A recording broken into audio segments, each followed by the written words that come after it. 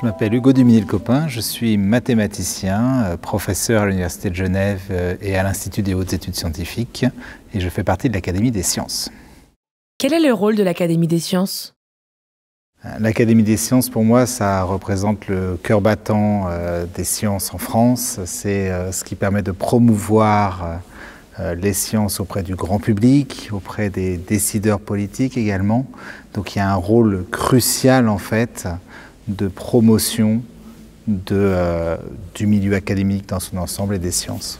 Alors je pense que l'Académie des sciences a un rôle fondamental à jouer dans l'éclairage des politiques futures qui impliquent d'une façon ou d'une autre les sciences.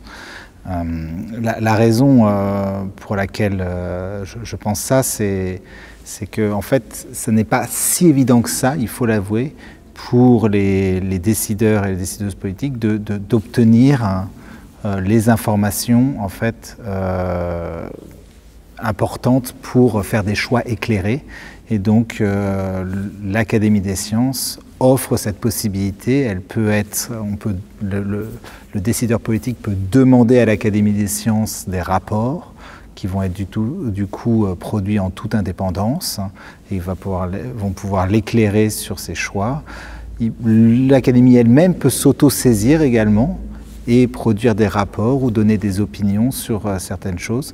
Et ça vient compléter en quelque sorte les informations que les décideurs politiques peuvent avoir. Et c'est très important, je pense, aujourd'hui qu'un organe indépendant, il n'y a pas de pression politique sur l'Académie. Nous sommes des chercheurs et des chercheuses indépendants.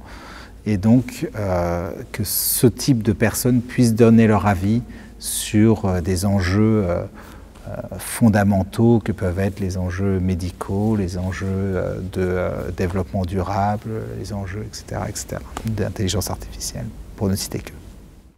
Pourquoi et comment devient-on académicien ? Alors, pourquoi devient-on académicien ? C'est une bonne question. Ça dépend beaucoup des différentes personnes. Ça peut être pour l'importance des travaux académiques, ça peut aussi être pour l'engagement envers les sciences. Et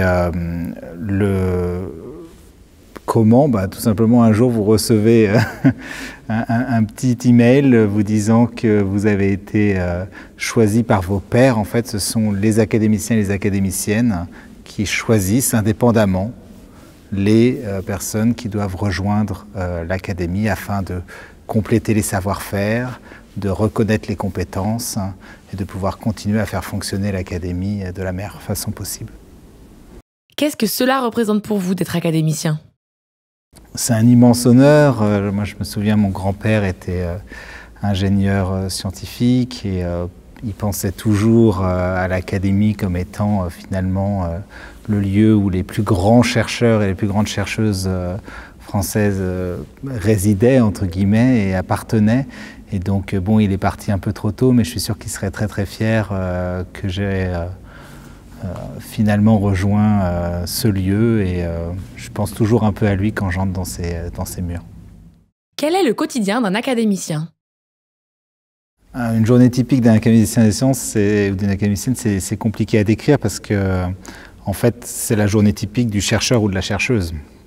C'est-à-dire l'académie, le rôle d'académicien ou d'académicienne, il s'ajoute au rôle qu'on a déjà, par exemple, de professeur d'université dans mon cas. Donc c'est une question très vaste de qu'est-ce que c'est que la journée, le quotidien d'un ou d'une professeure d'université. Donc il y a parfois de l'enseignement, parfois souvent de la recherche, il y a des tâches administratives, il y a la supervision de jeunes chercheurs et chercheuses, il y a bien entendu de la promotion des sciences, donc des exposés grand public, des interviews, des interactions avec les journalistes, et puis parfois même, par exemple dans mon cas aussi, avec les hommes et les femmes politiques pour essayer d'influer autant que possible sur la politique scientifique française. L'Académie nourrit-elle vos recherches scientifiques ? Alors, un point très intéressant du statut d'académicien ou d'académicienne, c'est qu'en fait on côtoie du coup d'autres personnes faisant partie de l'Académie Et ça ouvre énormément les perspectives sur d'autres disciplines scientifiques. Et ça, c'est un dialogue qui est toujours intéressant, qui est nourrissant, qui permet en fait aussi de se rendre compte que les pratiques peuvent différer en fonction des domaines et pouvoir importer ce qu'on apprend ici à l'académie, nous, dans notre travail de tous les jours, les meilleures pratiques d'autres disciplines. Ça permet finalement d'améliorer la façon dont on fait, par exemple dans mon cas, des mathématiques. Pouvez-vous nous raconter votre installation sous la coupole? L'intronisation, enfin le jour où on est officiellement entré à l'académie, donc c'était l'année dernière, on fait tous toutes et tous des petits exposés de 4-5 minutes sur notre recherche. Et du moins c'était ce qui était prévu. Et donc moi, par ordre alphabétique et par ordre thématique, j'étais le premier à passer. Donc il faut vraiment imaginer qu'il y a toute la famille, enfin toutes les familles, etc. C'est très solennel, mais en même temps, il y a quelque chose de très personnel. Et donc on m'avait dit de donner un exposé sur ma recherche. Donc moi je donne un exposé sur ma recherche pour le grand public. Et puis au bout de 4 minutes, voilà, je descends m'asseoir. Et là, la personne d'après arrive et commence à faire je veux remercier mes enfants, ma femme, si cela. Et puis la personne d'après, alors il y a une personne, mon enseignante 6e a vraiment changé tout. Et là j'ai vu ma famille qui m'a regardé d'un air de dire mais tu ne pouvais pas juste dire merci. Parce que moi j'ai appliqué bêtement, un peu comme un mathématicien peut-être, mais bêtement les règles qu'on m'avait données. J'ai pas fait un discours larmoyant et j'étais le seul en fait. Derrière ça a été... Donc c'était un moment finalement assez marrant parce que ça montrait aussi la personnalité des gens. Quels académiciens admirez-vous particulièrement? Oh, j'admire beaucoup de gens, je pourrais pas vraiment en fait sortir des noms. Il y a un académicien ou deux qui ont bien sûr joué un rôle particulier dans ma carrière. Donc ces gens-là ressortent parce que ce sont des gens que je connais très bien. On peut penser par exemple à Wendelin Werner, médaille Fields 2006, qui est un grand probabiliste et qui en quelque sorte m'a aiguillé au début de ma carrière et m'a recommandé d'aller à Genève pour faire mon doctorat, par exemple, qui a été une décision exceptionnellement bonne et que j'aurais jamais prise moi-même. En fait, là, c'était vraiment l'expérience qui a parlé et je lui en serai toujours infiniment reconnaissant. Y a-t-il eu un événement décisif dans votre parcours scientifique? Alors, je ne suis pas un grand fan des moments eureka ou des moments décisifs comme ça. J'ai toujours l'impression que les choses s'inscrivent dans un processus long et que c'est difficile d'isoler une chose comme étant particulièrement marquante. S'il y en avait une qui probablement a changé on va dire ma carrière ou ma vie d'ailleurs peut-être, elle remonte à la première en fait, donc j'avais 16 ans, quelque chose comme ça, 16-17 ans. Et au premier examen de maths de l'année, j'ai été avant-dernier. C'était la première fois de ma vie, j'étais dans une classe un peu spéciale et juste les gens étaient bien meilleurs que moi en fait. Et ce clash, ce moment, cette baffe que j'ai prise en fait, m'a totalement fait changer en fait ma façon de fonctionner en mathématiques, de travailler les mathématiques. J'ai fait un pont, en fait, une analogie avec la façon dont je faisais du sport et j'ai importé ça en maths et ça en fait définit en quelque sorte ma façon de penser les mathématiques à partir de ce moment-là. Et probablement je ne serais pas le mathématicien que je suis aujourd'hui s'il n'y avait pas eu finalement cet échec. Quelles sont vos recommandations pour mieux comprendre et apprendre les mathématiques? Une chose déjà générale, c'est que on va dire que l'offre de mathématiques pour toutes et tous a énormément évolué aujourd'hui sur Internet. Il y a beaucoup de vidéos, beaucoup de productions, il y a beaucoup d'événements aussi dans vos villes, etc., qui vous permettent de faire des maths un peu autrement que dans le scolaire. Et ça, je les recommande de façon générale. Essayez de vous renseigner, savoir si près de chez vous, il n'y a pas justement une association qui promeut les mathématiques. Donc ça, c'est la première chose. Pour un livre, il y a un livre, alors là c'est peut-être pour les jeunes adultes, mais c'est accessible pour tout le monde, hein. que j'ai particulièrement apprécié ces dernières années, qui s'appelle Mathematica, et qui est un livre qui va vous montrer en fait ce qui se passe dans la tête d'un mathématicien ou d'une mathématicienne, mais d'une façon qui probablement vous surprendra. C'est-à-dire que ça promeut et ça montre ce qu'est réellement la pratique mathématique dans la tête d'un mathématicien professionnel comme d'un jeune enfant en fait, parce que c'est la même chose qui se passe dans les deux têtes. Et donc je recommanderais cette lecture, c'est très éclairant, donc Mathematica de David Bessis, c'est très éclairant sur ce qu'est le processus mental sous-jacent aux mathématiques. Que changeriez-vous dans notre société ? Il y a plein de choses que j'aimerais changer dans la société. Si on reste dans les choses qui sont proches de on va dire mes compétences, j'aimerais idéalement que les gens réalisent qu'on ne comprend pas instantanément et que ça prend du temps et c'est un effort, presque physique d'ailleurs, mental mais aussi physique, de comprendre quelque chose. Mais que c'est quelque chose de très gratifiant. C'est exactement parce que ça n'est pas instantané que c'est gratifiant de comprendre les choses. Et donc, si on pouvait réhabiliter ce plaisir à essayer de comprendre, à se triturer les neurones, à essayer de réfléchir pourquoi réellement les choses fonctionnent comme elles fonctionnent et ne pas juste prendre la première information prémâchée qu'on reçoit, puisque aujourd'hui malheureusement très souvent ce serait une information fausse.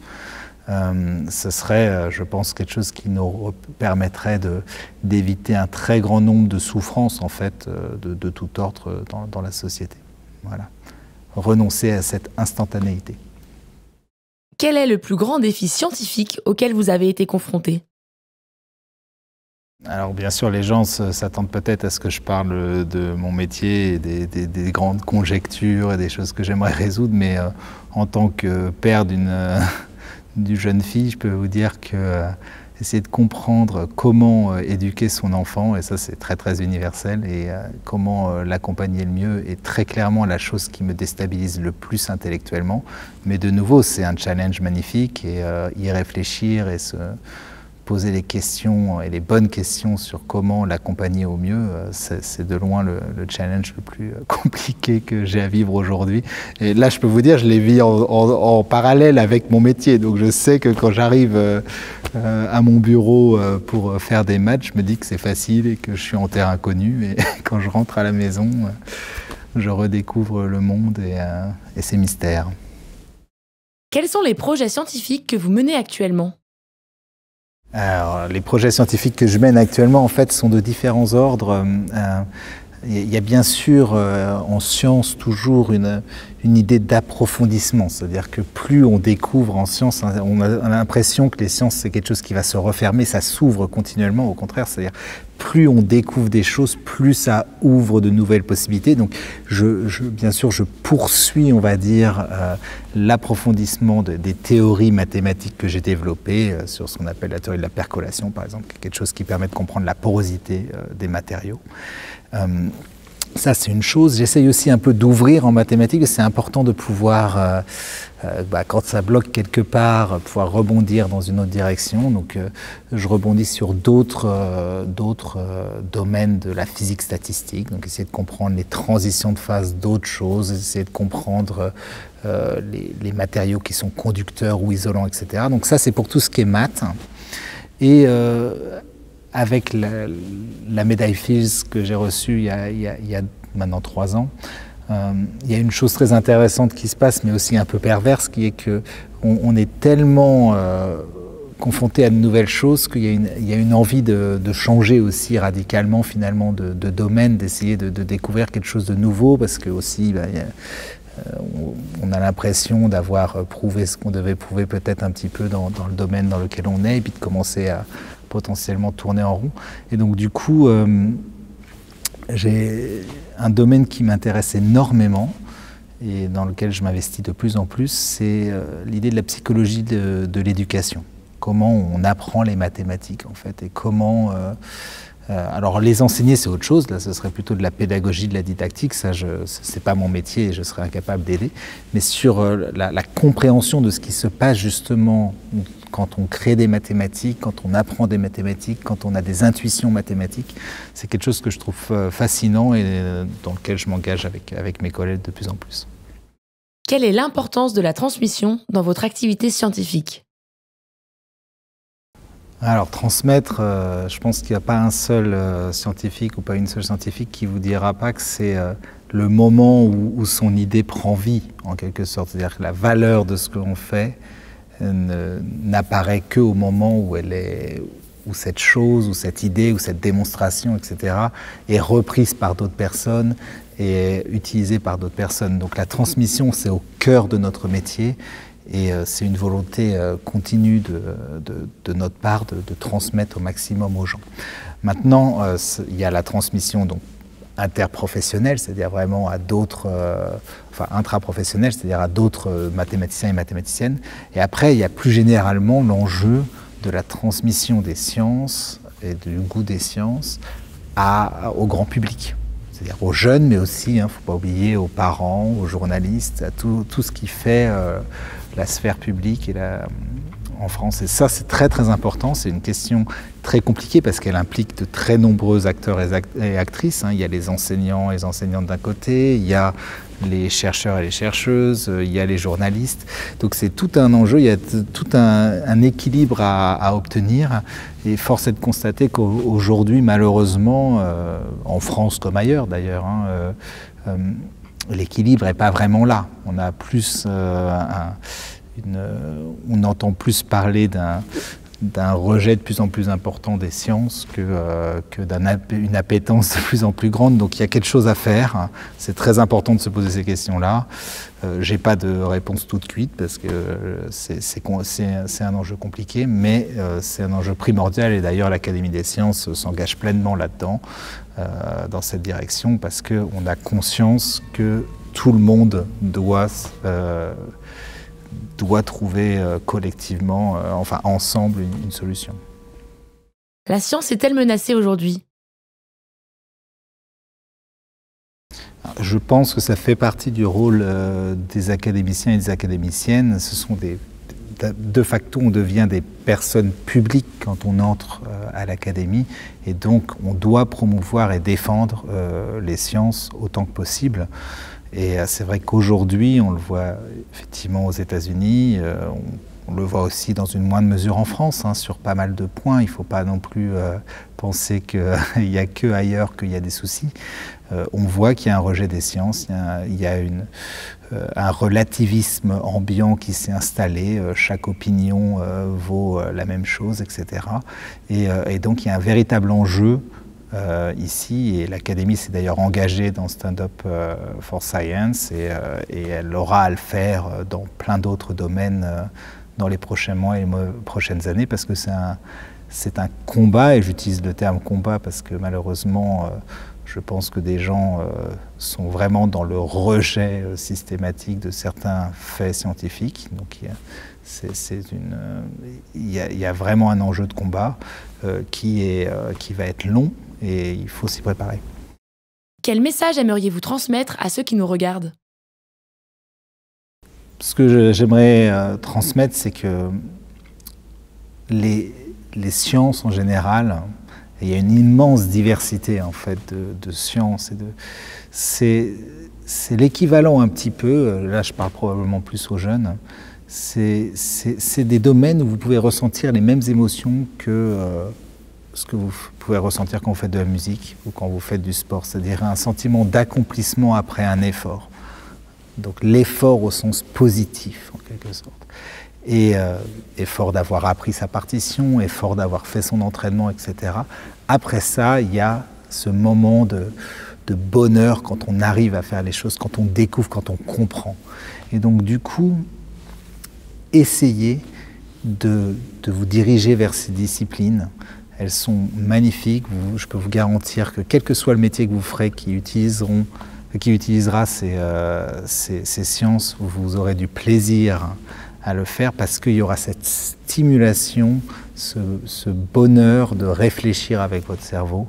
Donc n'hésitez pas et surtout, n'ayez pas peur. Moi, j'étais pas, sur beaucoup de points de vue, j'étais bien moins bon que d'autres personnes, même en mathématiques à l'école. Et ça ne m'a pas empêché de devenir un mathématicien reconnu parce que quand vous allez sortir du système scolaire, va aussi venir avec ça d'autres enjeux. C'est-à-dire il n'y aura plus l'enjeu de temps, il n'y aura plus l'enjeu de ne pas faire de petites erreurs, etc. Donc si vous aimez les maths, si vous aimez les sciences, même si peut-être qu'à l'école c'est pas... n'hésitez pas à poursuivre, à aller un peu plus loin parce que si vous avez l'amour et de la persévérance dans ces disciplines, vous arriverez quelque part. Est-ce un accomplissement de recevoir la médaille Fields ? Recevoir la médaille Fields, c'est bien entendu quand même un accomplissement puisque de toute une partie de votre carrière, c'est vrai qu'on le reçoit toujours la médaille Fields assez jeune, hein, c'est une des caractéristiques de la médaille Fields, il faut avoir moins de 40 ans pour la recevoir. Donc ça reconnaît, c'est sûr que vos pairs reconnaissent la qualité de votre travail, mais en général ça n'attend pas vraiment la médaille Fields pour savoir que ce qu'on fait est utile et pour surtout prendre du plaisir à faire ce qu'on fait. Donc du point de vue professionnel, en fait, vraiment mathématicien, ça n'a pas changé grand-chose à ma vie. Mes collègues ne pensent pas... n'ont pas une plus haute opinion de moi depuis la médaille Fields qu'avant, puisque de toute façon c'est les mêmes résultats et la même qualité de résultats et de recherche. Ça a beaucoup changé ma vie à l'extérieur du microcosme mathématique, parce que là ça ouvre quand même en toute proportion gardée, hein, je ne suis pas Mbappé, mais ça ouvre quand même tout un pan un personnage public, justement interagir avec les politiques, l'académie également, etc. Donc il y a beaucoup de pans de mon travail au quotidien qui ont changé, mais pas tellement celui de mathématicien. Et donc du coup, j'ai pas forcément l'impression, bien sûr j'ai été heureux de recevoir cette récompense, mais c'était pas un accomplissement en soi. Les projets que j'essayais de résoudre le jour avant d'avoir appris que j'avais la médaille Fields, je devais encore les résoudre le jour d'après.